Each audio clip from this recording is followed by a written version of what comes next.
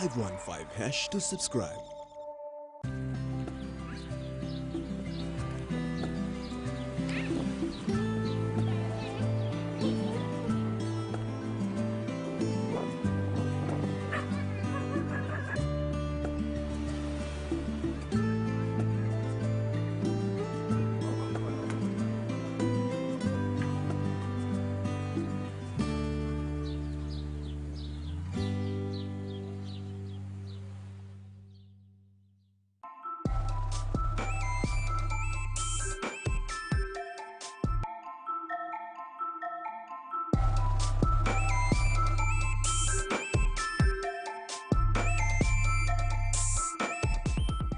The TVWAN News is proudly brought to you by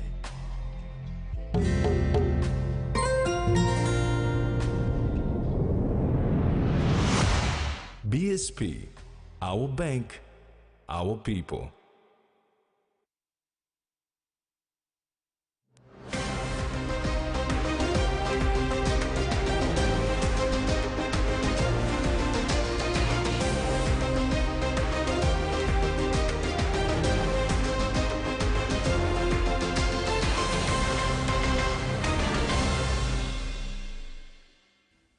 Hello and welcome to TV1 News. I'm Carol Kidu Jr. And I'm Rex Litter. Join me later in the sports segment.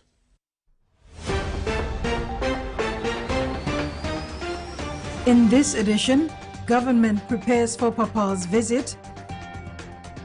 National Parliament celebrates 40th anniversary. And 8 foreign judges appointed.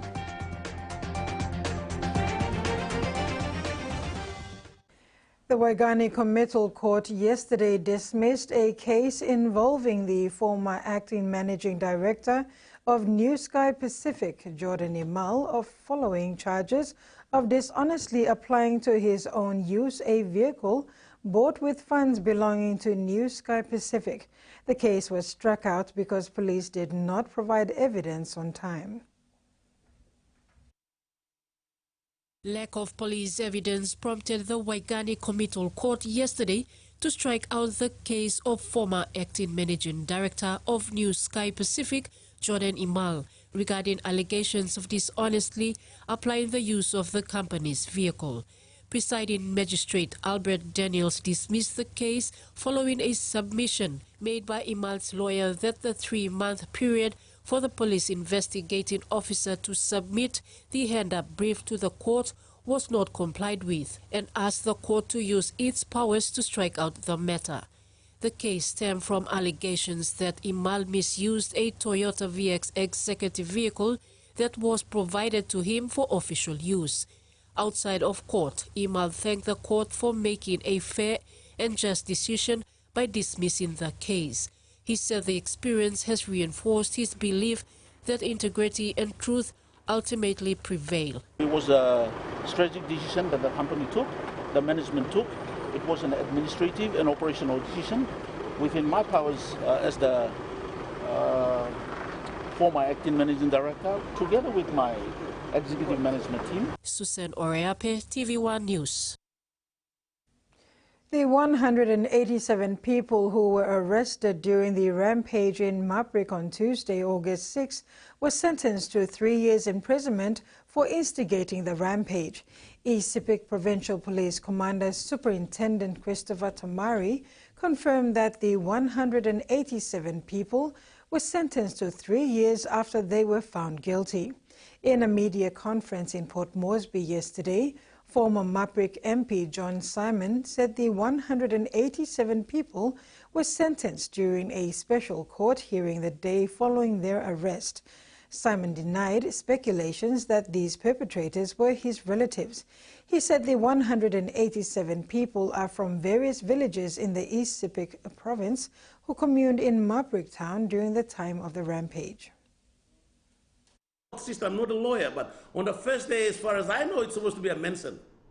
They got sentenced on the first day for 3 years. 8 foreign judges have been appointed to the National and Supreme Court of Papua New Guinea. Minister for Justice Pilani Nengi announced at a press conference in Port Moresby today. When speaking to the media during a press conference today in Port Moresby, the Minister for Justice Pilani Ningi announced that the Judicial Legal Service Commission has appointed 8 foreign judges into the National and Supreme Courts of Papua New Guinea. Of the 8 judges, 3 were reappointed and 5 are new judges. They will be serving for a term of 3 years respectively.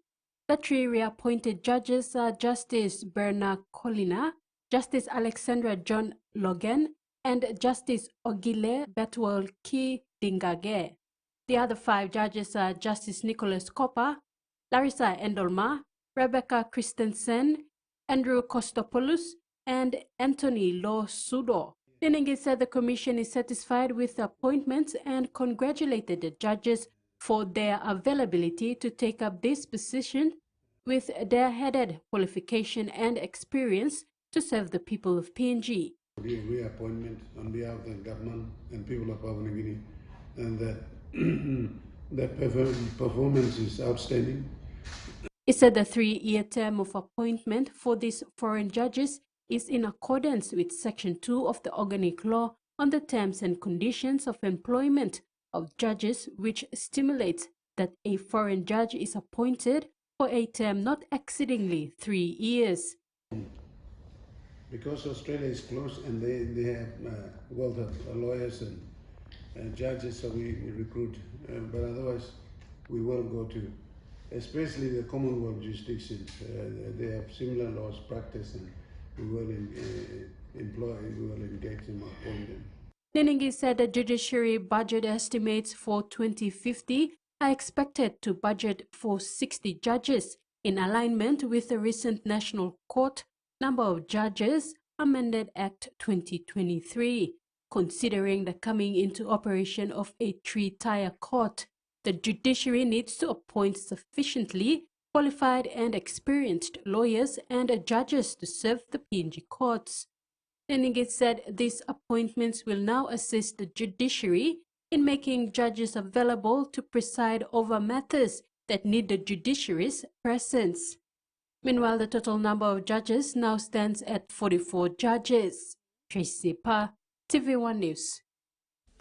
The National Parliament House marks its 40th anniversary today after the official opening on August 7, 1984.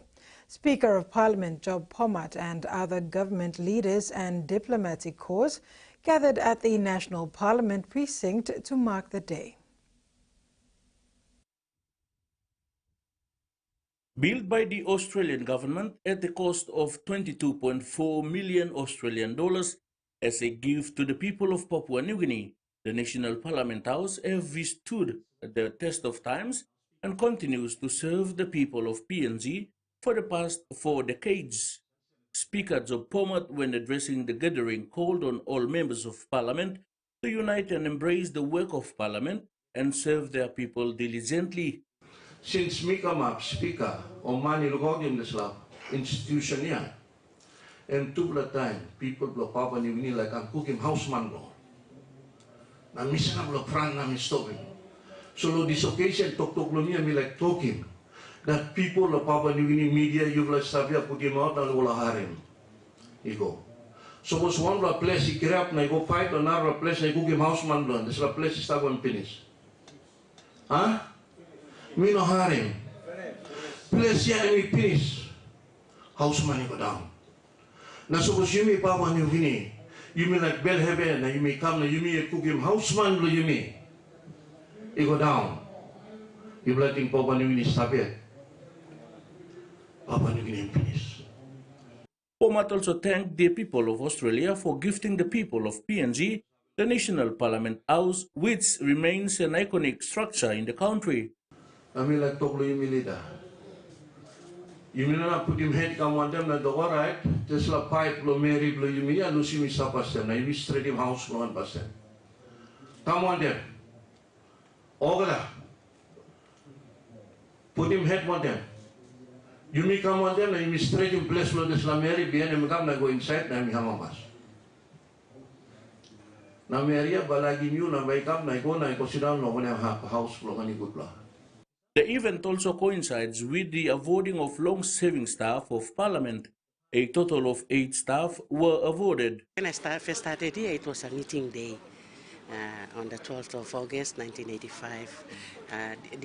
There was no one to guide me, and at the time we were using typewriter. We have to be accurate in typing, and at the end of the day, it's a cut and pasting, like the notice paper, minutes, all those things. So we came up through that way, and then along the way we had a word processor, and then later keyboard, the computers now. It's made work easier now. I'm so happy and so proud to also work under a couple of speakers and the prime ministers who have come and gone, and with the clerk of Parliament, which when I started the clerk was the former clerk, later Tony Early. The National Parliament is the unicameral legislature of Papua New Guinea. It was first established in 1964 as the House of Assembly. Today marks 40th anniversary for the National Parliament since its opening on August 7, 1984. Freddie Moe, TV1 News. The Pope will be given a 21-man gun salute on arrival at the APEC terminal in Port Moresby on the 6th of September, a welcome accorded to all heads of state by Papua New Guinea. Minister for Foreign Affairs Justin Kichenko said the government's preparations for the visit are progressing well, with funds made available to all line agencies involved in the planning of this event. In updating the nation on the preparations so far, Foreign Affairs Minister Justin Kichenko, who is also in charge of national events, reiterated that the Pope is the head of a state and will be accorded the protocol he deserves. Australia and New Zealand's intelligence teams are also working with PNG to ensure the visit is given the protocol of highest order and is a success. His Holiness Pope Francis is a head of state, and that's why he is accorded a state visit. And that's why, as head of state, he comes as equal as our Governor General. Our Prime Minister is the head of our government, but the Pope is the head of his head of state, and with that he is equivalent to our Governor General. So we keep the level of protocol at the highest order in that regard. So the Pope will be receiving a 21-gun salute. He'll be received by our ceremonial guard and military at the airport, and he'll be accorded everything that a state visit acquires. He said preparations are progressing well. So far, with all the meetings we've had, the co-agency meetings, the meetings with the Vatican, the advance team, and everything over the last 12 months to the lead up of the Pope's visit, things are progressing very, very well. Of course, you'll have your normal day-to-day challenges of dealing with issues that pop up unexpectedly, but we have a fantastic team of dedicated Papua New Guineans in all different sectors that are working tirelessly to ensure that this Pope's visit for His Holiness Pope Francis is a success, especially for the faithful. Security planning is also underway, with joint security operations to be carried out by RPNGC, PNGDF and the Australian and Indonesian governments. The security is well underway and secure.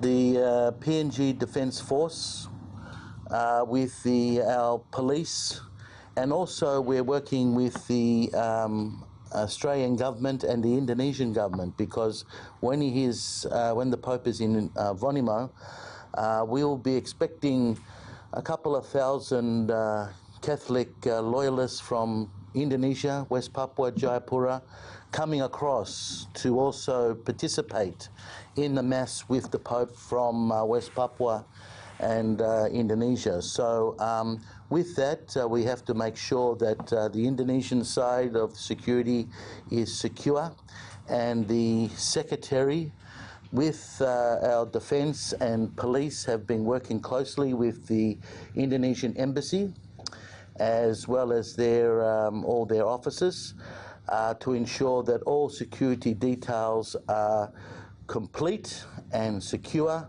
for the Pope's visit and also for our border operations. With 80 overseas news journalists from different news organizations around the world to cover this event, Pechenko said it was an opportunity to showcase PNG and its vibrant cultures. Meantime, the Pope departs Rome for Indonesia on the 2nd of September, comes to PNG via Garuda Airlines on the 6th, visits Vanimo on an Australian Air Force plane and departs PNG for Dili on a Air Niugini flight. Ruth Rongola, TV1 News. Hundreds of West Papuans from across the border are expected to cross the border to Vanimo for the Pope's visit there. Therefore, Indonesia has come on board to help with security arrangements.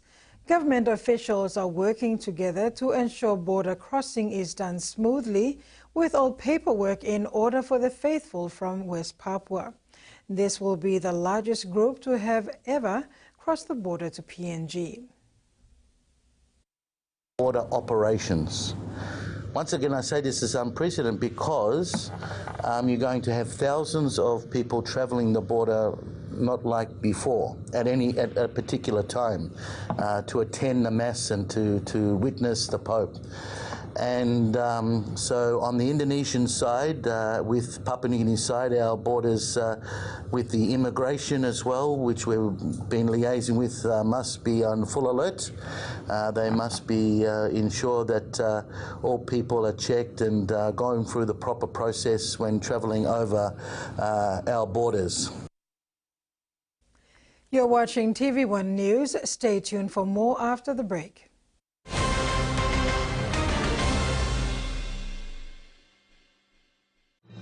Experience a convenient and smarter way to do your banking with BSP Mobile Banking. You don't have to leave the office or your home to pay for bills. You can view your account balance, transfer funds, top up phone credits, or purchase Easy Pay units wherever you are. Visit your BSP branch today to register now for BSP Mobile Banking. BSP Mobile Banking, the smarter way to bank. BSP, our bank, our people. He says the best Hunters players come from his region. So does she. But there's one thing that brings everyone together. SP Laga, Bunyam Yumi. The Toyota JD Hiace bus comes in 14 and 15-seater high-roof luxury model powered by 2.8 liters JD engine for optimal performance output, fuel efficiency and quietness, designed with improved safety features and easy maneuverability for tire steering angle. The Hiace lift suspension and annular frame structure is opted for smooth ride, comfort and safety. Experience the ride on the Hiace bus and experience the Hiace pride, the bus that exceeds all expectations. A true champion is measured by their courage, their determination, and their passion to never give up and to always keep trying. With a delicious Milo and milk taste and added nutrients, Milo and milk is a great way to fuel our little champions with nourishing energy every day. Because true champions give it their all. Milo, PNG and Mia. Prime PNG made.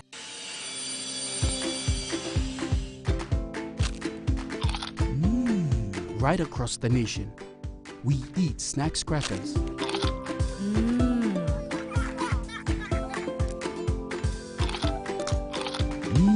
Emi Trupla. All get a young planalapun, only like him snacks crackers. Only make him here, no PNG, one-time lay biscuit company. It's crunchy and tasty. It's irresistible.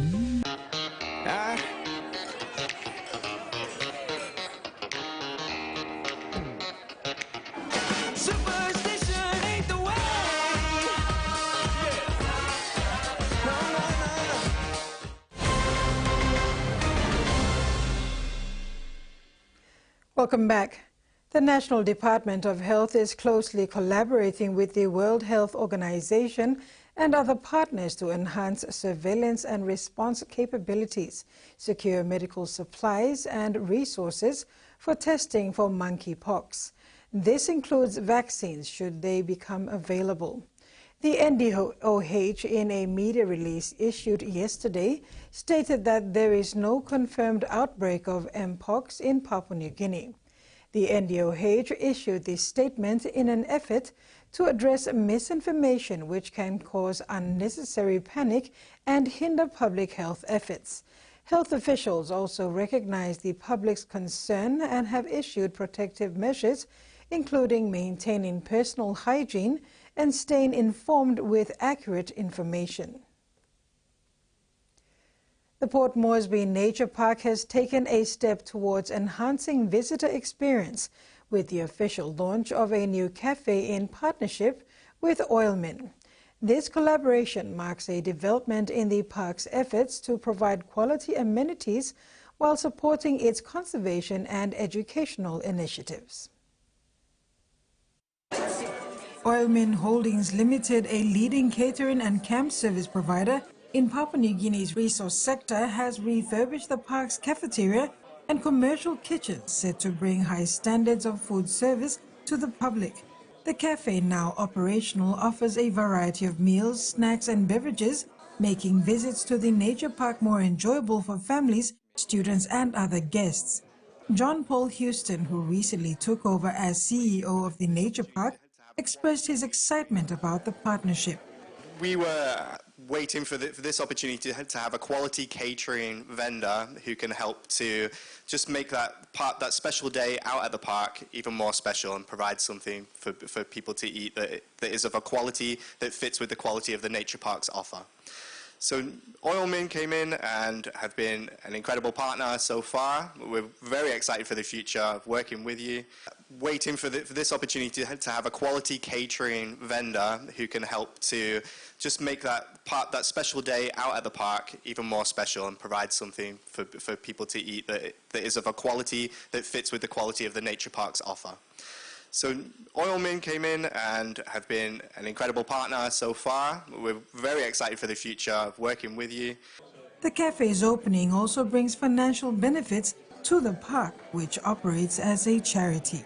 Oilmin basically came and partnered with us. They refurbished the cafeteria for us, they refurbished the commercial kitchens, and they built new commercial kitchens for us as well, which means that as a charity in a park, we can offer catering, we can offer coffee, but it also means that we will get revenues as a park, as a charity. So there's a relationship where Oilman will help fund the park through the cafeteria. So, you know, when you buy a cup of coffee or you buy a cake here as well, you're contributing to the conservation of the animals and to the schools programme that we have at the park too. Oilmin's General Manager, Fintan Law, highlighted the importance of working together. There's going to be so many opportunities for us out here with this facility. Those that don't know, Oilmin traditionally has been a catering camp provider to the resource sector. So we work in very remote places throughout Papua New Guinea. In delivering that, we have to hold international accreditation, so HACCP and QA ISO accreditation. Without having a facility here in Port Moresby, we've been able to now bring in these same services and accreditations to deliver to customers and the general public and the guests of the nature park. So the cafe's first major event was a resounding success, catering to 300 guests from Kumul Petroleum in a 5-star meal experience. This event marks the beginning of what both parties hope will be a long-term fruitful partnership. This vision focuses on the key aspects of the partnership and the cafe, emphasizing how the collaboration enhances the visitor experience and supports the park's broader goals. And now the finance news. The kina closed lower at $0.2568 in the interbank market. At Bank South Pacific, our kina was buying $0.2493 $0.3643 Australian dollars, 0.2164 euro and 35.61 Japanese yen. Looking at commodity prices at New York close, gold, coffee and copper closed higher. Cocoa and crude oil closed lower, and copra and palm oil closed the day unchanged.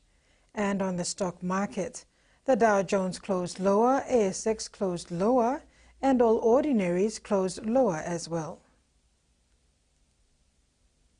This is TV1 News.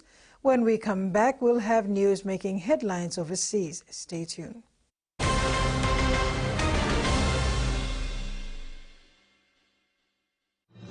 Experience a convenient and smarter way to do your banking with BSB Mobile Banking. You don't have to leave the office or your home to pay for bills. You can view your account balance, transfer funds, top up phone credits, or purchase Easy Pay units wherever you are.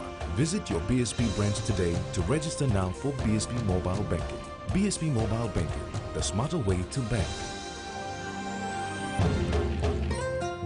BSB, our bank, our people. Hiya, Mama. You wait then, but me add him special flavor. Put in more flavor, put in more taste.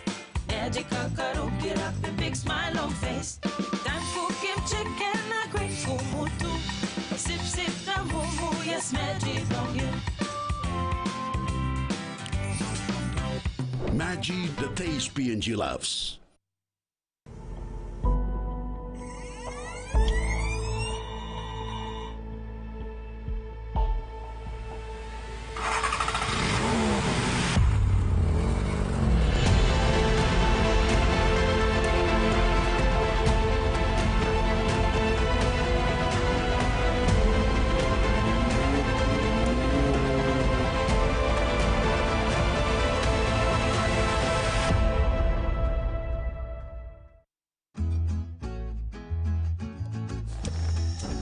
Papua New Guinea. We love a reason for a family gathering. A reason to play. A reason to ignite the flame. A reason to cook the best with the best. Flame Oil, now PNG made for PNG cooking. Flame Oil, winning taste. Scale Rice brings to you some Scale Indie vibes this independence. Cashing out a total of 300,000 kina in prize money around PNG this independence. 4 fortnightly draws, 75 fortnightly winners, 300 total Scale Rice winners, and 1,000 kina Scale Indie prize for every Scale winner. Here's how to enter the promotion. Buy any Scale or Ori Rice product, write your full name and contact details on the back of the store receipt, drop your entry into the entry box in store. For more information, either check in store or follow us on our Scale Rice PNG page. Terms and conditions apply. Scale Rice, and buy you like it.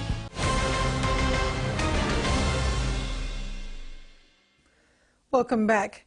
Residents in Tasitolu say their homes have been demolished as the Timor-Leste government prepares for Pope Francis' visit. Pray. The bulldozers roll in. Moments later, the homes were gone.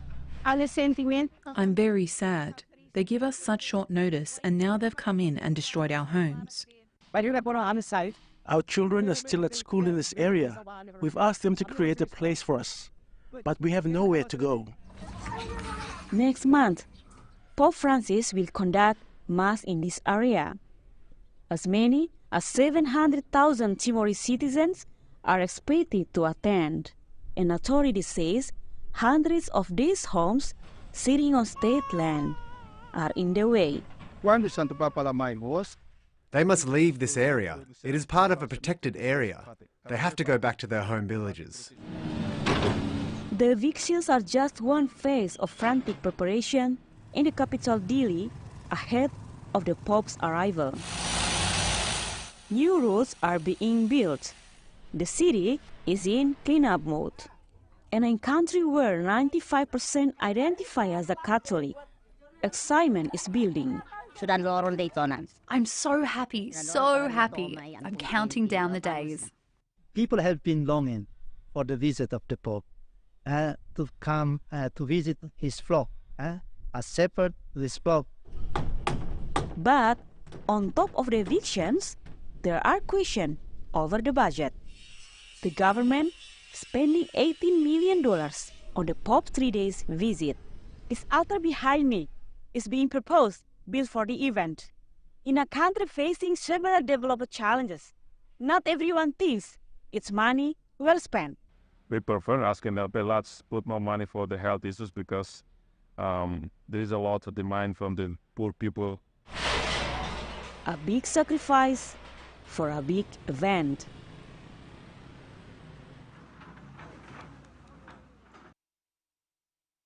The Kingdom of Tonga has launched a national single-use plastics roadmap aimed at phasing out single-use plastics in the country.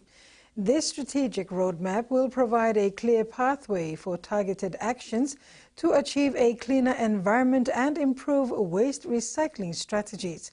The roadmap was launched at a side event at the 53rd Pacific Islands Forum Leaders Meeting hosted by Tonga this week. The roadmap aims to reduce and eliminate problematic single-use plastics such as plastic bottles, plastic bags, polystyrene containers, takeaway containers, wraps and straws. These types of waste make up the volume of litter found in coastal areas around Tongatapu as well as the outer islands. While some roadmaps have emphasized technical and fiscal measures, the plastics roadmap recognizes that influencing the behavior of both the producers and users of plastic is crucial for achieving lasting positive changes and fostering acceptance of a plastic-free future for Tonga. Independently owned general stores have been a fixture of Australia's country towns for decades, but economic pressures and increased competition are putting their future in doubt. Hidden among plantation forests in SA's southeast is the small timber town of Mount Burr. The only place in town to get takeaway and groceries is the general store. We do brisk business here, which a lot of places can't say anymore since COVID. Since moving from the US, George Copeland's American menu has helped draw customers. While the couple enjoys this work, increased competition is making business difficult. Having those home delivery services that we can't compete with hasn't been very easy either. About 50 minutes drive to the south, John Lindquist has run the Allendale East General Store for decades. He agrees running a small business in regional South Australia is getting tougher. He says treating it as a lifestyle is the only way to survive. You've got to work out what you can do, and you've got to work smart, not hard. If you end up working hard, you're going to wear yourself out too quick. And I said, you treat this as a job, it's not going to work. But the rising cost of living is having a big impact on most businesses. People just haven't had the money to spend. So I think, we definitely have felt a big difference in particularly the last 6 months. It's a pinch being felt widely. Businesses are experiencing cost pressures right across the state, and that's energy costs, it's wage costs, it's insurance costs. All their inputs have gone up as well because of inflationary pressures. With pressures mounting, this husband and wife team are worried about the future of their lifestyle. With the introduction and the big influx of online shopping, home delivery services, the big supermarkets being able to undercut, I think it is becoming more and more difficult. Independently owned general stores are becoming a dying breed. The economic shock of the COVID pandemic and increasing cost of living are threatening to make them a thing of the past. But if passers-by and surrounding communities give them more support, they could be preserved for another generation to enjoy. Civil society groups have urged Pacific leaders to address two key issues: Japan's ongoing disposal of treated nuclear wastewater from Fukushima and the debate over deep-sea mining. Pacific Network on Globalization expressed hopes that the leaders would address these matters with seriousness. It also emphasized the long-term impact of nuclear waste disposal on the Pacific, a region still grappling with the effects of nuclear testing in recent years. Fukushima and deep-sea mining remain top priorities for civil society groups as they seek a more inclusive approach in regional decision-making. Back home, the Vabukori Women's Development Association celebrated the launch of the new kitchen facilities at the Lohia Rahe Resource Center today, a milestone made possible with the support of Exon Mobile PNG. This facility will help build the association's capacity in serving its community. The Vabukori Women's Development Association launched its new kitchen facilities, witnessed by Lee Dula, Public and Government Affairs Operations Manager, and Belinda Gura, Planning and Contributions Supervisor, both representing Exxon Mobile PNG as major sponsors and partners. Molly O'Rourke, President of VWDA, expressed gratitude to EMPNG for the generous funding of 88,500 kina received in November 2023. She acknowledged the contribution as timely, which facilitated the completion of various projects, including semi-fencing for Bukbilong Pikinini, electrical wiring for the resource center, installation of curtain rods, a new water pump, and industrial cooking stove, and support for operational costs. O'Rourke highlighted the importance of EMPNG's support, which has not only enhanced the kitchen facilities, but has also strengthened the association's capacity to serve the community.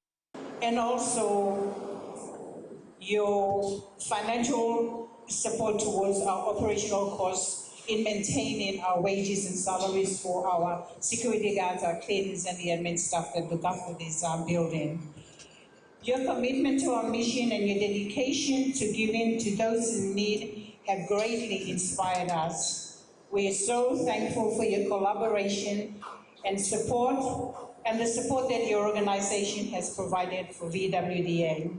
In his address, Lee Dula commended VWDA for its impactful work, noting a 50% increase in membership last year as evidence of the association's value to the community. He reaffirmed EMPNG's commitment to investing in community development and expressed pride in the partnership with VWDA. And that is a true testament to the service and the value that you're providing to your families, to the larger community as well. So truly humbled to be here on behalf of our Exxon Mobile PNG management as well as the PNG LNG project. I'm proud to work for a company that finds opportunities to invest and to put things back into the community. The newly launched kitchen facilities are expected to play a crucial role in VWDA's ongoing efforts to empower women and support community initiatives in Vabukori. That ends the news segment. Join Rex later after the break for your news in sports.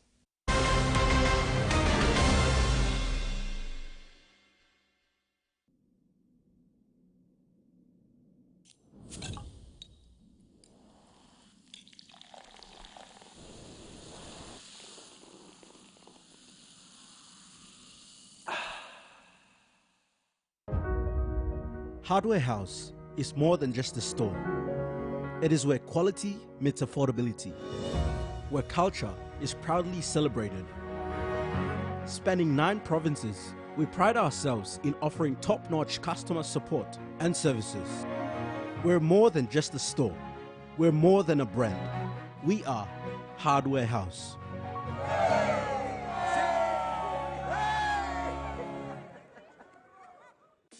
Are you ready to meet the best version of yourself? The one with the bright, confident smile? You've got to take pride in how good you look, how fresh your breath smells, and how great you feel. To boss it at work, to be your best for uni, or to catch the eye of that special someone. You've got to brush up your vibe with whiter, healthier, brighter teeth. Brush up for confidence with Colgate. These two are creeping into your personal space. Why don't we send them packing? Oh, maybe not. Bing bang bing, bum bum. Hi, I'm Chef Jules Hennow, and this is where my true inspiration for cooking started. Like most of us, I learned to cook from my mum. Nothing beats simple recipes where fresh local produce is at the heart, especially when it's a home-cooked meal, prepared and shared with the ones you love. And in PNG, no meal is complete without rice. And my choice is always True Guy. True Guy, true inspiration through generations. At the PNG LNG project, we are proud of our long-standing partnership with the Kumuls, as they represent the hopes and aspirations of so many Papua New Guineans. Rugby league is more than just a sport. It promotes our shared values of leadership, teamwork, respect, personal integrity, and excellence. Lessons learnt on the pitch carry on throughout life and go beyond serving ourselves.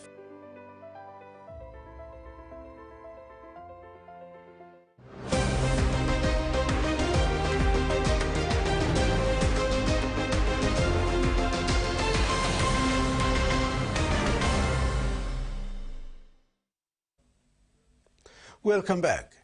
Team Pacific has sent the largest Paralympic team to the 2024 Paris Paralympics. Representing the region are 7 women and 6 men. The 13 athletes will represent 6 Pacific nations in taekwondo and athletics. The Paralympics will have 4,400 athletes from 160 countries competing. The Paralympics run from 28 August to 8 September. Each Paralympic sport has its own system of classification, which helps to ensure fair and equal competition. Athletes are classified depending on the amount of impact the impairment has on their sporting performance. The athletes from Fiji, Tonga, PNG, Vanuatu, Solomon Islands and Kiribati are competing against the best para-athletes worldwide. The last time PNG Hunters played finals footy, they won the whole competition.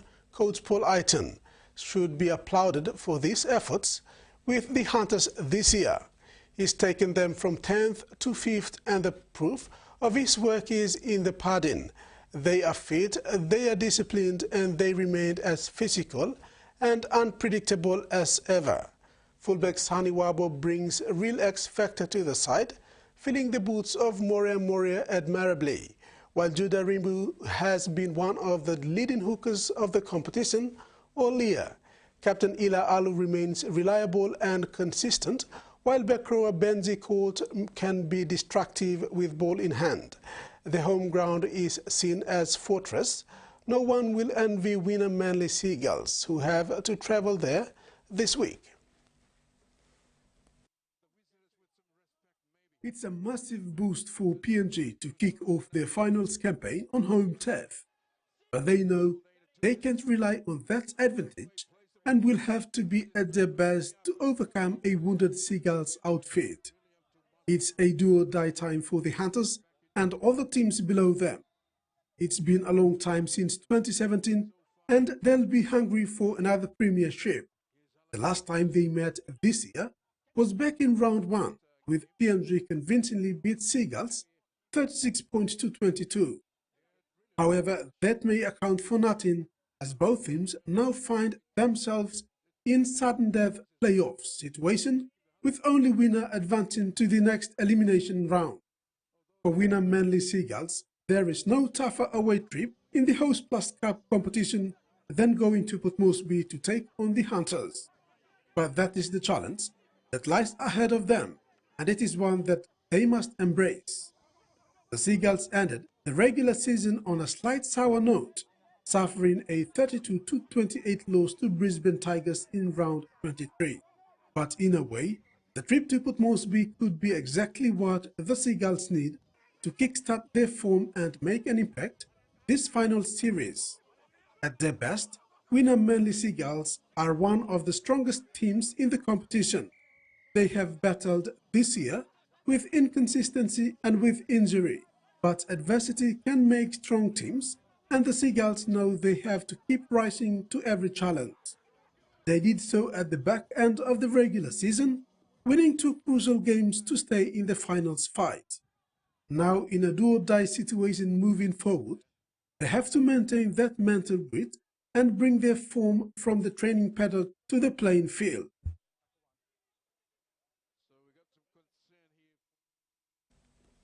new Northern Zone franchise Morobe Candace have acquired the services of Lay's favourite son and Lay Snakes Tigers mentor, Stanley Tappend, as head of football. Tappend will oversee talent ID, establish junior pathways for local leagues and aligning with existing schools programs, strengthen and support leagues, scouting and recruitment. Given Tappend's football knowledge and experience, including his track record with the Lay Tigers for over a decade, this appointment was done on merit and is an asset for the new franchise. Since taking on his new role as head of football, Tappend has set the ball rolling, working closely with the Northern Confederate Office to reach out and engage with existing leagues in Morobe country and catchment areas such as Markham and Finchafen.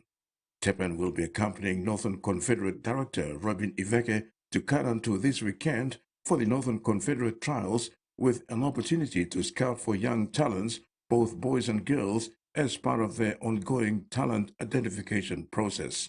We work with the existing schools, as mentioned, as well in Lay. We've traveled to Karantu next week for the Northern Confederate Games, which will also be good. I think Karantu is part of the northern region, so that's where Medang and Ramu and all these other centers in the province come up. So we've done a bit. It's not just in terms of giving them footballs and post pads and that. We've actually sat with them and you know, met with the coaches, met with the referees, working with PNG RFL, working with the referees to upskill them, upskill the local coaches as well, through my experience over the past few years, and on a management level as well, through our chairman Timmy Rogers. What we've done is we've got good people in place for the Kande, so we learn from you know, not saying a bad thing about Civic Pride, but Civic Pride came in and then you know, they were told to go and reassess the team. So we want to come in and... Tappend announced the franchise has also gone out to support leagues with training balls and other training gears in some parts of the Highlands region, mainly provinces that share common borders with Morobe and Northern. Kande's main focus is building talents from affiliated leagues within the Northern Confederates. We've spoken to a few players. It's important to have experienced players, but because we're a new team, it's about giving opportunity to new fresh players as well. That's going to be more so our focus. We might have a couple of experienced players, you know, like for any new team that comes in. And if you see the history of PNG NRLC, all the new teams that have come in, they haven't done well in the first 2 or 3 years. So they've either finished in the bottom 2 or bottom 3. And having the experience in Lay Snakes Tigers also struggled the first 2 years at the start. So we don't want to do that. We want to come in and be competitive in the first year. Going forward on recruitment plan, Tappend would like to keep his cards close to his chest with respect to the season, which is yet to be completed. Terry Longwood, TVWAN Sports. The Corporate Dart Challenge matches for Tournament 2 has been elevated to international standards with the use of the Dart Connect scoring system. The Dart Connect system was launched and used at the first match of Corporate Dart Challenge season proper last week. The NCD Darts Association sees the adoption of Dart Connect as the next way to go to the progress in darts from local associations to national, regional and the world.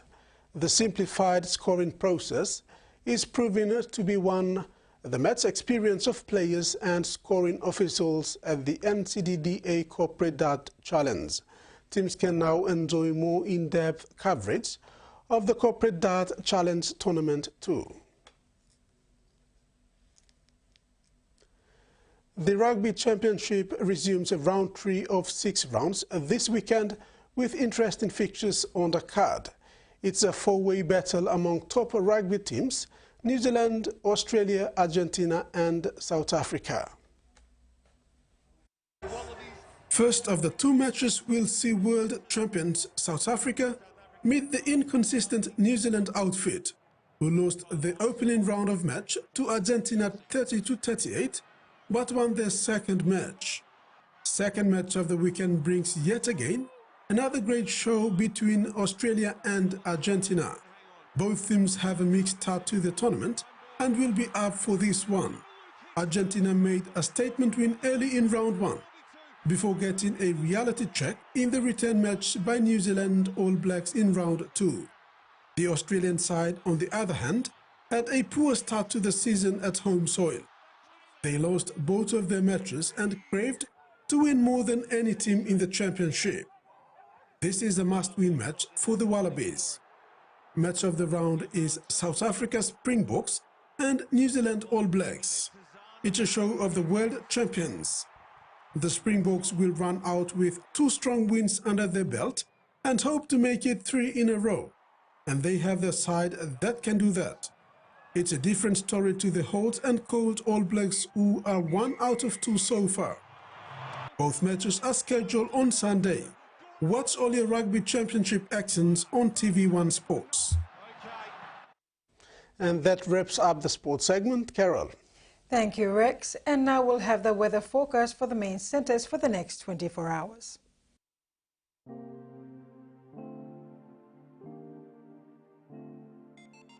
Southern region, Port Moresby mostly fine to partly cloudy. Daru mostly fine. Kerma mostly cloudy with few showers then drizzles. Alotau mostly fine then partly cloudy. Popondetta partly cloudy with possible few rain showers then drizzles. Momase, Lay partly cloudy with few showers. Medang mostly fine then possible few rain showers then drizzles. Wewak mostly fine. Vanimo mostly sunny to partly cloudy with possible few showers then drizzles. New Guinea Islands, Lorengau, some rain showers and possible thunderstorms.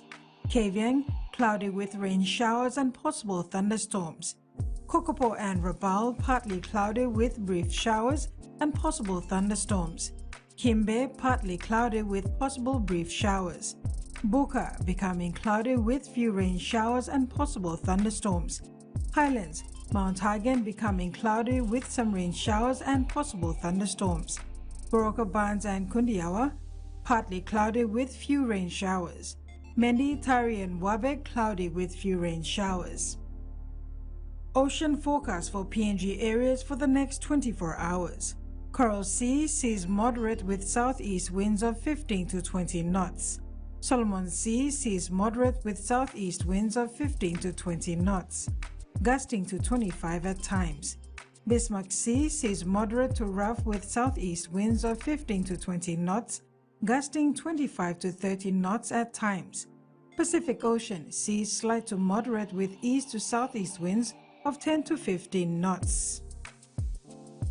Coastal waters forecast. Waters of Finchafen through Vitius Strait to Siasi and Long Islands seas 2 to 2.4 meters, rising to 2.5 to 3 meters at times along warning areas. Waters of Medang to Wewak, Vanimo and northern PNG and Indonesian border seas 0.5 to 1.5 meters, increasing to 2.5 meters at times along warning areas. And waters of West New Britain seas 1.5 to 2 meters, rising to 2.5 to 3 meters at times.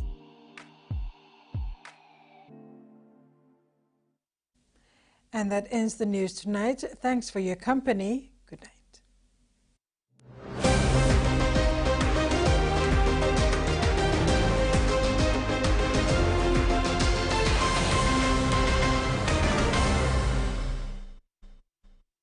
The TVWAN News was proudly brought to you by